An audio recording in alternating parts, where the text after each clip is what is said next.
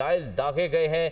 गैर मुल्की खबर एजेंसी के मुताबिक कतर के दारुल हुकूमत दोहा के मनाजिर है। इस वक्त दोहा धमाकों से गूंज उठा है। ईरान ने कतर में अमरीकी फौजी अड्डों पर 6 मिसाइल दागे।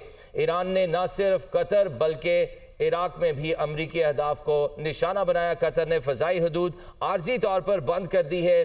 फ़ज़ाई हदूद शहरियों की हिफाजत के पेश नज़र बंद की गई है। वजारत खारजा की जानिब से ये कि नई डेवलपमेंट सामने आई है। कतर ने फ़ज़ाई हदूद आर्जी तौर पर बंद कर दी है। फ़ज़ाई हदूद शहरियों की हिफाजत के पेश नज़र बंद की गई।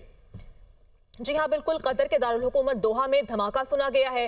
गैर मुल्की खबर एजेंसी के मुताबिक ईरान ने कतर में अमरीकी फौजी अड्डों पर 6 मिसाइल दागे हैं। ईरान ने इराक में भी अमरीकी अहदाफ को निशाना बनाया और अमरीकी अहदाफ पर हमले किए गए हैं। कतर की जानिब से फ़िज़ाई हदूद आर्जी तौर पर बंद कर दी गई हैं। वजारत खारजा के मुताबिक फ़िज़ाई हदूद शहरियों की हिफाजत के पेश नज़र बंद कर दी गई हैं। अहम खबर है कि कतर के दारुल हुकूमत दोहा में धमाकों की आवाज़ें सुनी गई हैं। ईरान ने कतर में अमरीकी फौजी अड्डों पर 6 मिसाइल दाग दिए हैं। ईरान ने इराक में भी अमरीकी अहदाफ पर हमला किया, जबकि कतर की जानिब से फ़िज़ाई हदूद को आर्जी तौर पर बंद कर दिया गया है। फ़िज़ाई हदूद शहरियों की हिफाजत के पेश नज़र बंद की गई हैं, ऐसा कहा गया है वजारत खारजा की जानिब से। कतर ने फ़िज़ाई हदूद आर्जी तौर पर बंद कर दी हैं और फ़िज़ाई हदूद को शहरियों की हिफाजत के पेश नज़र बंद किया गया है। कतर के दारुल हुकूमत दोहा में धमाके, ईरान की जानिब से अमरीकी अड्डों पर मिसाइल्स दाग दिए गए हैं। बड़ी खबर है कि कतर के दारुल हुकूमत दोहा में धमाके किए गए हैं। गैर मुल्की खबर एजेंसी के मुताबिक ईरान की जानिब से कतर में अमरीकी फौजी अड्डों को निशाना बनाया गया है। अमरीकी फौजी अड्डों पर 6 मिसाइल्स दाग दिए गए हैं। ईरान ने इराक में भी अमरीकी अहदाफ को टारगेट किया और वहां पर भी हमला किया गया है। कतर ने फ़िज़ाई हदूद को आर्जी तौर पर बंद कर दिया है और वजारत खारजा के मुताबिक फ़िज़ाई हदूद शहरियों की हिफाजत के पेश नज़र बंद की गई है। कतर के दारुल हुकूमत दोहा में धमाकों की आवाजें सुनी गई हैं। जी बिल्कुल। ईरानी मीडिया के मुताबिक ईरान ने ऑपरेशन बशारत अल फतह का आगाज कर दिया है, जिसके नतीजे में कतर में ये धमाके सुनाई दिए गए हैं। 6 मिसाइल दागे गए हैं ईरान की जानिब से कतर में, और कतर के दारुल हुकूमत दोहा में ये धमाके हुए हैं। ईरान ने जो है वो अमरीकी अहदाफ को निशाना बनाया। न सिर्फ कतर में बल्कि इराक में भी अमरीकी अहदाफ को निशाना बनाया, बल्कि वजारत खारजा की जानिब से भी ये हमने देखा कि कतर ने फ़ज़ाई हदूद भी आर्जी तौर पर बंद कर दी है। फ़ज़ाई हदूद शहरियों की हिफाजत के पेश नज़र बंद की गई है। वजारत खारजा की जानिब से ये स्टेटमेंट सामने आया है। ईरानी मीडिया के मुताबिक ईरान ने ऑपरेशन बशारत अल फतह का आगाज़ कर दिया है। हमारे साथ सीनियर तज्ज़ियाकार डॉक्टर हसन अस्करी मौजूद है। डॉक्टर साहब, करंट सिचुएशन पर क्या कहेंगे? सबसे पहले तो ये पूछूंगा आपसे।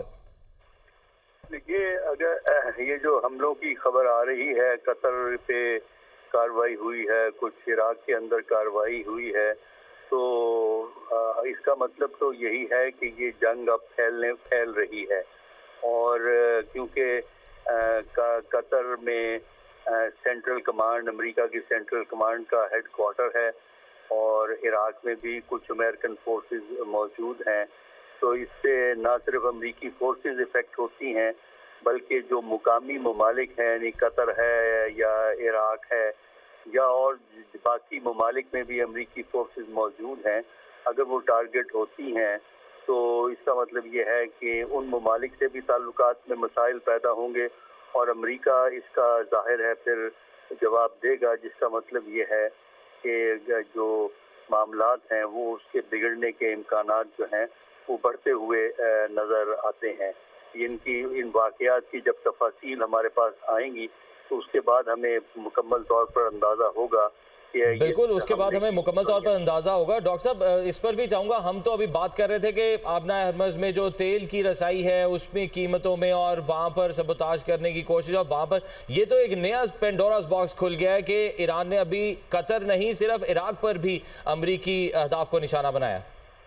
देखिए, ये तो खैर ऑप्शन मौजूद थे, हमें मालूम था कि 3-4 ऑप्शन हैं जो कि ईरान जिन पे अमल दरामद कर सकता है, लेकिन इस किस्म के ऑप्शन का मतलब तो यही था कि ये जंग जो है अब पूरे इलाके में फैल जाएगी और जिसके नतायज जो हैं वो दूसरे ममालिक के लिए भी ख़राब होंगे, क्योंकि अगर अमरीकी फोर्सेस इफेक्ट होती हैं तो अमरीका जो है ईरान के खिलाफ कार्रवाई करेगा और चूंकि ईरान का एयर डिफेंस सिस्टम कमज़ोर है तो इसलिए ईरान जो है उन जहाज़ों को या उन मिसाइल को रोक नहीं सकेगा जो अमेरिका अब दोबारा जो है इस पे ईरान पे फायर करेगा या इजराइल जो वो फायर करेगा। तो इसलिए ये कोई अच्छी खबर नहीं है। ये इस इलाके में मामले बिगड़ने के इम्कानात हमें माजी से ज़्यादा बढ़ते हुए नज़र आ रहे हैं। अब डॉक्टर साहब, अभी रिसेंट जो हमने देखा कि ईरानी जो है बड़े लोग जो वो ईरान ने राब्ता किया रशिया के साथ, और रशिया ने भी आगे से कहा कि ईरान को वॉरहेड्स देने के लिए बहुत सारे मुल्क तैयार हैं। तो क्या ये अभी की जो एस्केलेशन हुई है इसके अंदर ईरान को कुछ मुल्कों से सपोर्ट भी हासिल हो सकती है? देखिए, अभी तक इसका कोई एविडेंस तो हमारे पास नहीं है। जो उन्होंने बात कही है वो काफ़ी गैर जिम्मेदाराना बात है कि न्यूक्लियर वॉरहेड्स देंगे। कोई न्यूक्लियर वॉरहेड्स ईरान को नहीं देगा, कोई मुल्क देगा। दुनिया में 6 या 7 मुल्कों के पास न्यूक्लियर वेपन्स हैं। हाँ, वो जो सप्लाई है, मसलन वो रूस जो है वो मिसाइल का मटेरियल दे सकता है ईरान को जिससे मिसाइल बनते हैं। चीन से भी कुछ चीज़ें इसी किस्म की मिल सकती हैं, लेकिन और कोई ऐसा मुल्क नहीं है जो कि इस सिलसिले में कोई मदद करेगा। कि रूस कर सकता है या चीन कर सकता है, और कोई ऐसा मुल्क मौजूद नहीं है। सही। डॉक्टर हसन अस्करी साहब, आपका बहुत शुक्रिया।